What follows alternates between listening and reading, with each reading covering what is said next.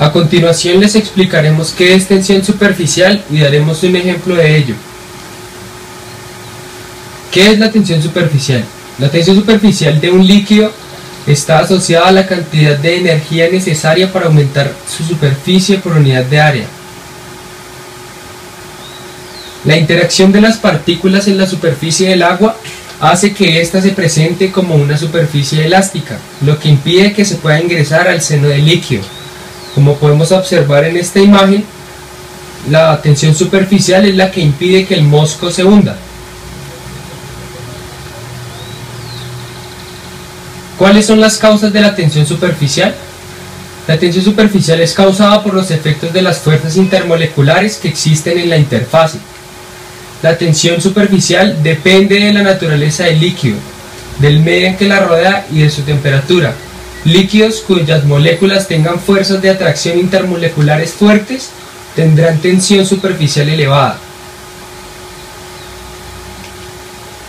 Se observa la interacción de las partículas de la superficie del agua, interacción que impide que la astilla se sumerja. Nos podemos dar cuenta, un plato lleno de agua y esta es la astilla, y la tensión superficial es la que hace que la astilla se mantenga en la superficie del recipiente. ¿Cómo influye la temperatura en la tensión superficial? La tensión superficial disminuye con la temperatura, ya que las fuerzas de cohesión disminuyen al aumentar la agitación térmica. La influencia del medio exterior se debe a que las moléculas del medio ejercen acciones atractivas sobre las moléculas situadas en la superficie del líquido, contrarrestando las acciones de las moléculas del líquido. La tensión superficial en el agua. Dado que las fuerzas intermoleculares de atracción entre moléculas de agua se deben a los enlaces de hidrógeno y estos representan una alta energía, la tensión superficial del agua es mayor que la de muchos otros líquidos.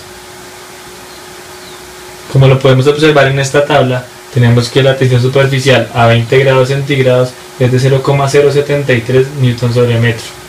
Como lo podemos observar, a menor temperatura la tensión superficial aumenta y a mayor temperatura disminuye. Aquí lo podemos observar que la tensión superficial del agua es mucho mayor a la de otros líquidos. Medición de la tensión superficial en el agua. Existen varios métodos para medir la tensión superficial de un líquido. Uno de ellos consiste en utilizar un anillo de platino que se coloca sobre la superficie del agua. Se mide la fuerza que se requiere para separar el anillo de la superficie del agua con una balanza de alta precisión. Aquí, como lo podemos observar, tenemos el diagrama de cuerpo libre del anillo que se denomina Dunoy. Aquí podemos observar. Acá podemos observar la tensión superficial que se ejerce al llevar con una fuerza hacia arriba el anillo. Para explicar esto mejor tenemos un ejercicio. Si la fuerza requerida para separar un anillo de Dunoy de 4 centímetros de diámetro de la superficie de un líquido de 18.6 gramos, ¿cuál es el valor de la tensión superficial del líquido?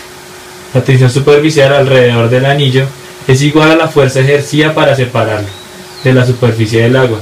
Así que la fórmula que emplearemos sería 2pi por el diámetro por sigma igual a F, donde el F es la fuerza, sigma es la tensión superficial y D es el diámetro del anillo.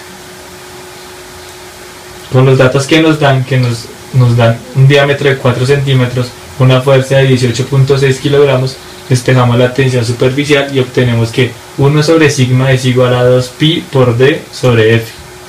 Reemplazando nuestros datos obtenidos en el ejercicio, tenemos que la tensión superficial nos da 0,74 gramos sobre centímetro.